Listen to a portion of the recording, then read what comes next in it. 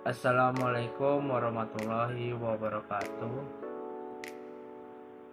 Perkenalkan, nama saya Emredo Santosa. Saya dari kelas manajemen 22B dengan NPM 22411087. Saya di sini ingin sedikit menjelaskan tentang peran sumber daya manusia dalam manajemen operasi. Sumber daya manusia atau SDM memainkan peran kunci dalam manajemen operasi. Tim SDM bertanggung jawab untuk memastikan bahwa organisasi memiliki tenaga kerja yang kompeten, termotivasi, dan produktif untuk mendukung fungsi operasional. Selanjutnya yaitu pembahasan pertama, perencanaan sumber daya manusia terdiri dari 3, yaitu yang pertama analisis kebutuhan, yaitu mengidentifikasi keterampilan dan jumlah karyawan yang dibutuhkan untuk mencapai tujuan operasional.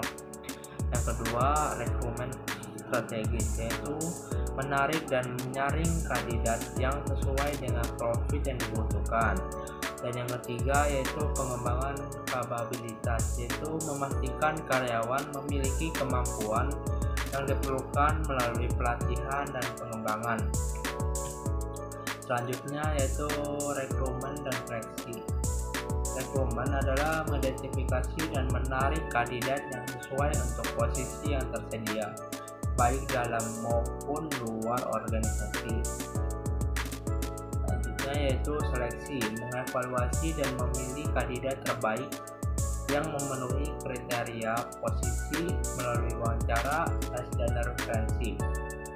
Selanjutnya yaitu integrasi, yaitu memastikan karyawan baru dapat beradaptasi dengan budaya dan proses kerja organisasi.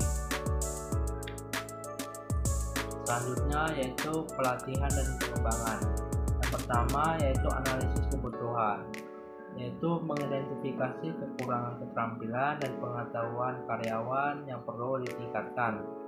Yang kedua yaitu desain program, yaitu merancang program pelatihan yang sesuai untuk meningkatkan kompetensi karyawan.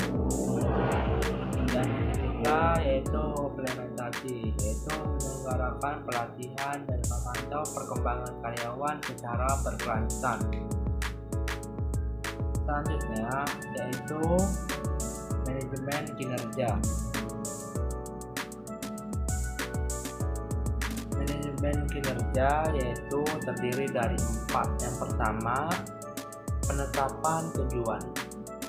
Menetapkan tujuan kinerja yang jelas, terukur, dan selaras dengan tujuan organisasi. Umpan balik, memberikan umpan balik konstruktif secara berkala untuk membantu karyawan meningkatkan kinerjanya. Penilaian, melakukan penilaian kinerja yang objektif dan adil untuk mengukur pencapaian karyawan. Dan yang keempat yaitu pengembangan, mengidentifikasi area pengembangan dan menyusun rencana peningkatan kinerja karyawan. Selanjutnya kompensasi dan manfaatnya terdiri dari 4. Yang pertama yaitu gaji dan upah, menetapkan paket remunerasi yang kompetitif dan adil berdasarkan kinerja dan tanggung jawab. Selanjutnya yaitu tunjangan, menyediakan tunjangan kesehatan, asuransi, dan manfaat lain untuk meningkatkan kesejahteraan karyawan. Dan yang ketiga yaitu pengembangan karir, yaitu memberikan peluang pengembangan karir dan promosi untuk memotivasi karyawan. Dan yang keempat yaitu keseimbangan kehidupan, mendukung keseimbangan antara pekerja dan kehidupan pribadi karyawan.